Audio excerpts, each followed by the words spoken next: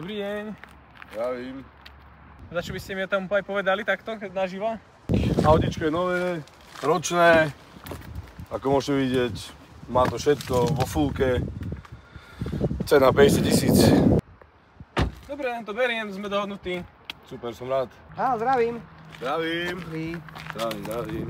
Autíčko, hej to. Koľko vyzerá to na dupanie, len za 500 € ste vravali? Áno, za 500 €, ako bolo písané. Môžem si ho pozrieť, lebo predsa to nie je lacné auto, takže aby som si mal istotu, no. Nie je lacné? Môžete, jasné, v pohode.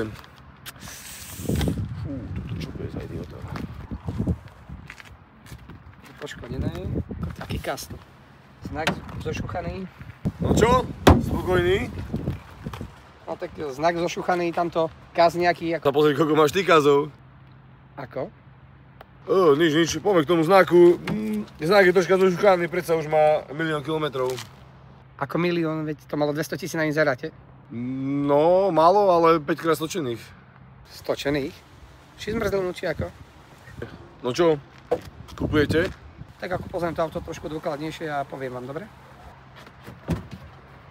Nie, že tlmiš vyteče z toho, ty tučňák.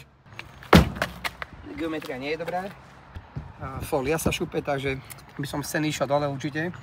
Pozerám, že to je zvahrané, takže to bolo búrané, hej? Ale to tam nebolo uvedené, čiže to musíme tiež poriešiť.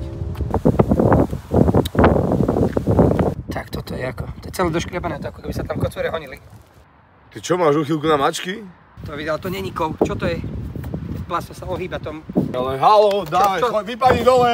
Nie na tancovanie, ty prasiak, sa pozri, ako vyzeráš. To ani volantom nejde krútiť, to je nejak pokazané. No ale v prvom rade treba naštartovať, aby išlo. To ani trúba nejde. To ty si trúba. To tiež musíme naštartovať auto, aby ti trúbilo. A tamto kulačo. To čo, niečo tu pípa, to nevybuchne, alebo čo je? No, to je smerovka.